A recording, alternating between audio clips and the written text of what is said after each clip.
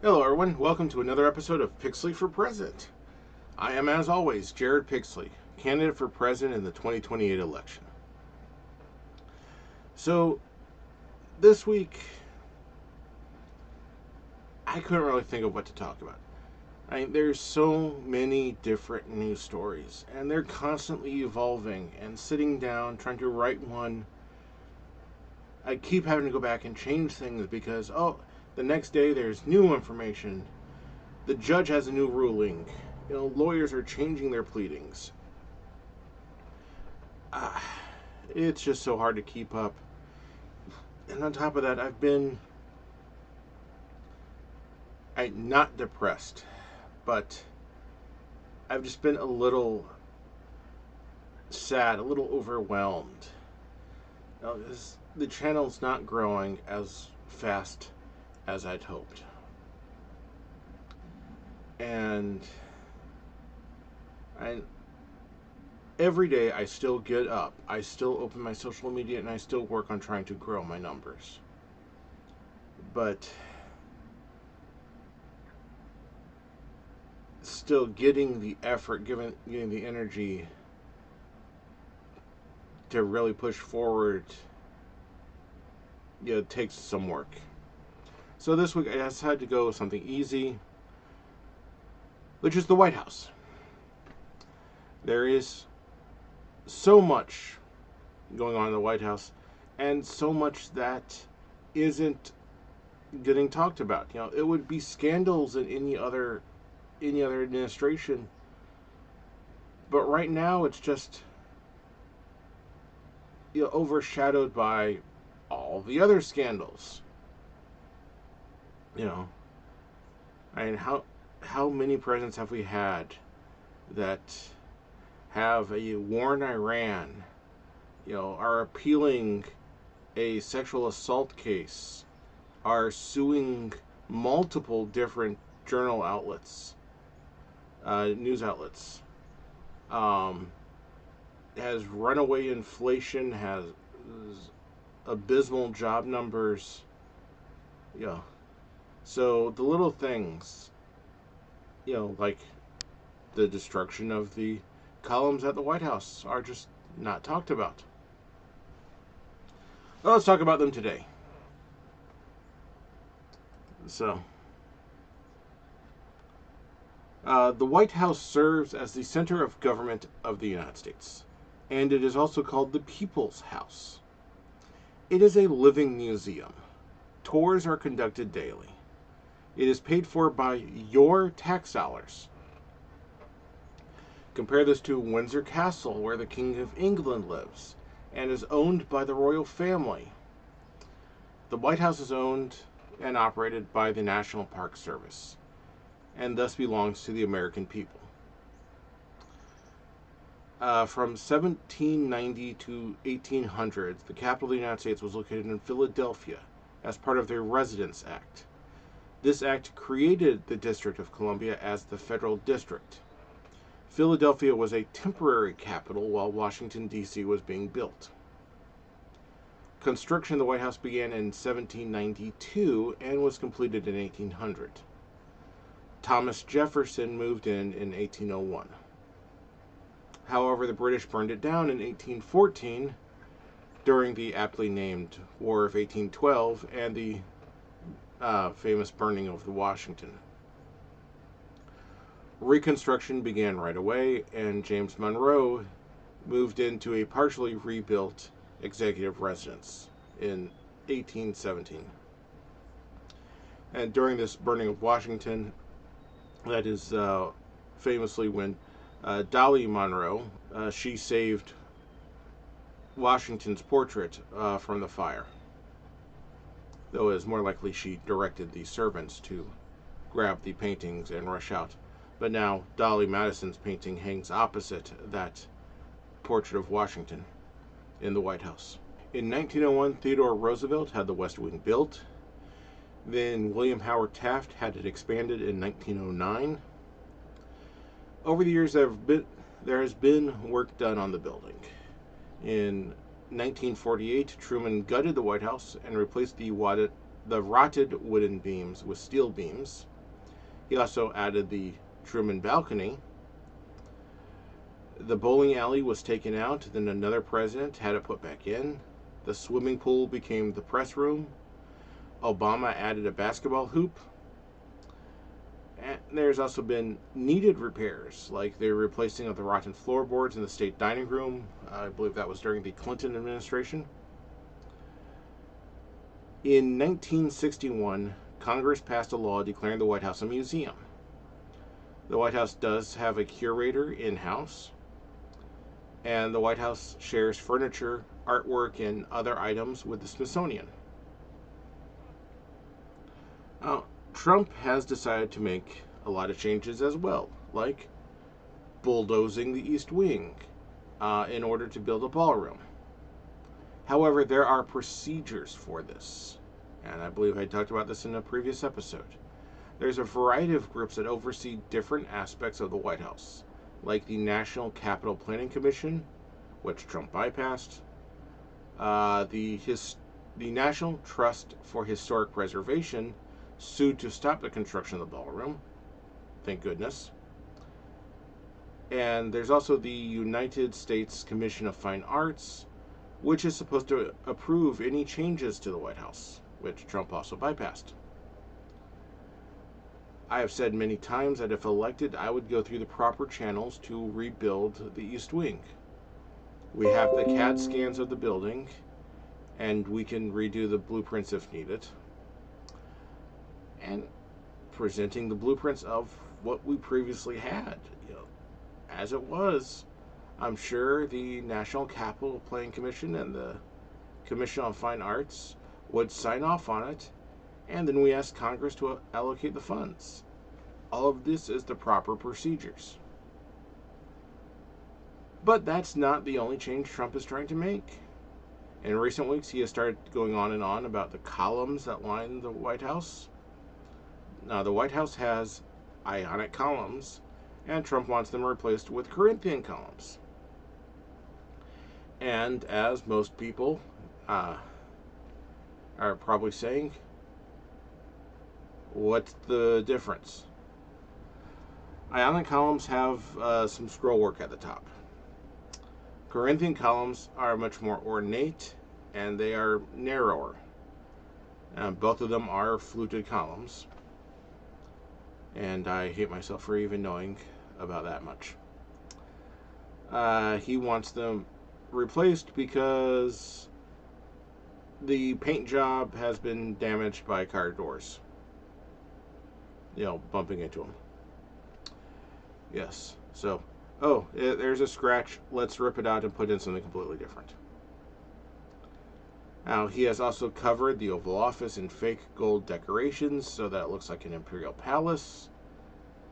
Even though people found these decorations for $10 at Home Depot, I think it was. The Oval Office was designed so that the president is the centerpiece of the room. But now by covering it in gold, it distracts the people from the president at the center. All the eyes are drawn away from him, or are just blinded. His staff has put signs all over the place, as if the White House is a dementia ward.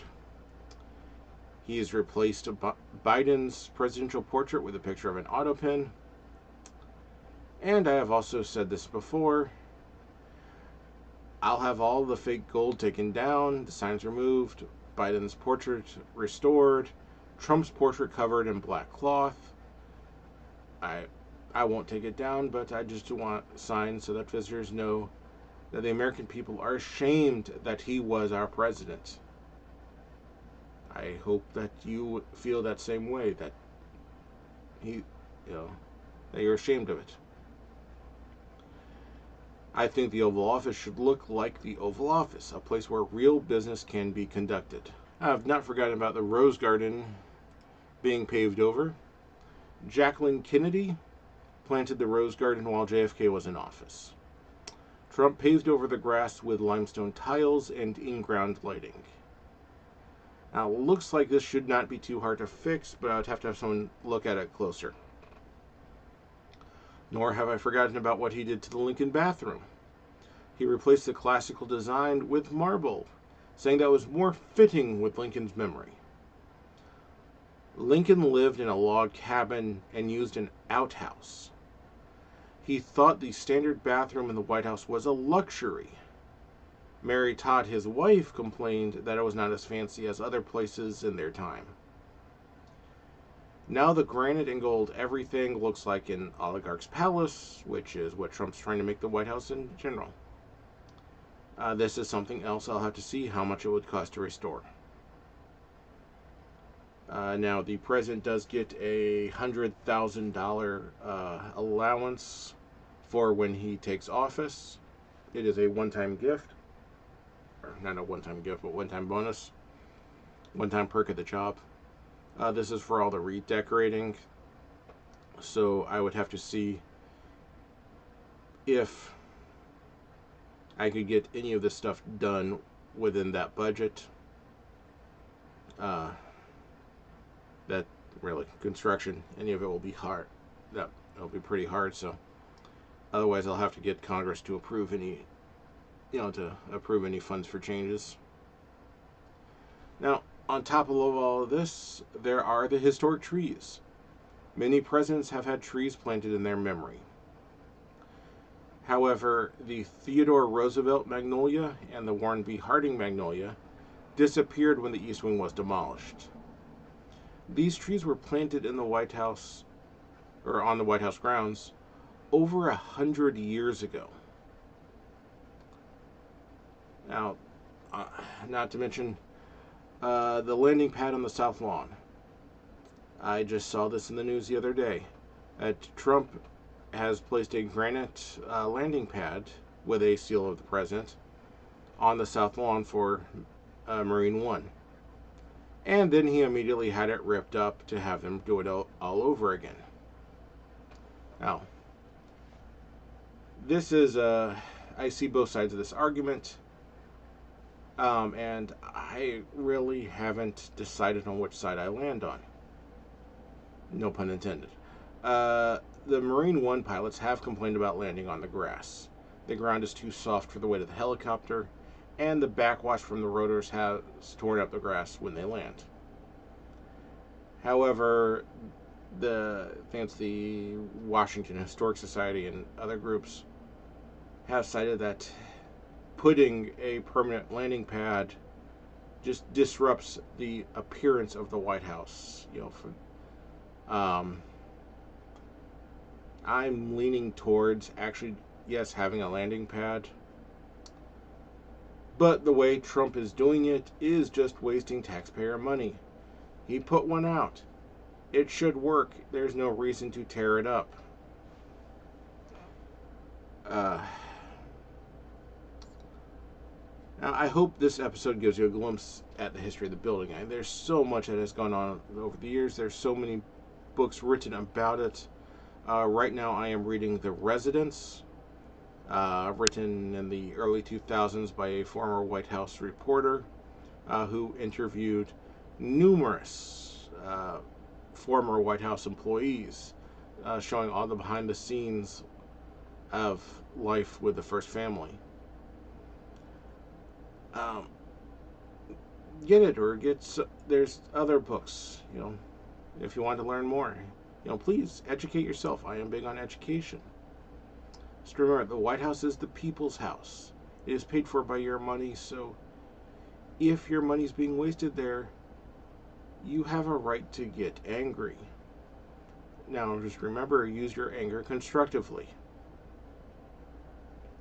Now, on top of all of this, there are a couple other construction and renovation projects I want to mention, like the Trump Arch, or as I like to call it, the Trump-Epstein Arch.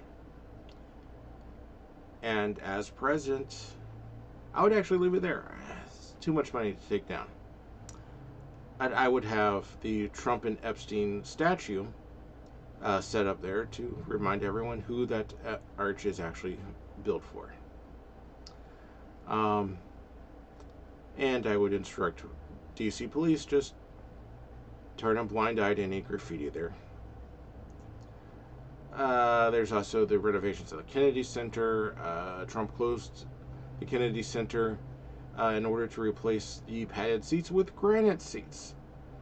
Wouldn't those be comfortable to sit in for hours watching a concert? Um, and then, instead of doing anything to help the American people, he decided to gild several statues in D.C. with gold. This cost you, the American taxpayers, several $1,000,000, which could have been used for SNAP or health care or any of another tons of projects that the country needs. Could have been used to remove lead from your drinking water. No, but I could do a whole nother episode on all of his wastes. But to get to the point, our next president will have a lot of work to do undoing all of this damage. And I volunteer to be that person. The Oval Office will be easy. The ketchup stains will just require some soap and elbow grease. The East Wing, that will be expensive, but doable because we have the plans. I will see the magnolia trees restored to their proper places. I'll fix the Lincoln bathroom. I'll fix the Rose Garden.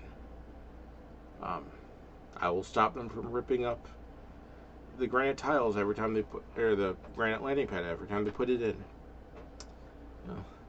I want to see the White House returned to its former glory. And if you want to see that too, please support my channel and my campaign. Like, share, subscribe. That helps me out a lot. There are my links to social media, to my book, Pixley for President, where I talk about the anime figurines I'll put in the White House. There's a donation link. Even a $5 donation will help. It just helps spread the word. As more supporters this channel gets, the better chance I'll have of actually winning the election in 2028. And thank you for watching this video, and I hope you will come back again next week. Have a wonderful day.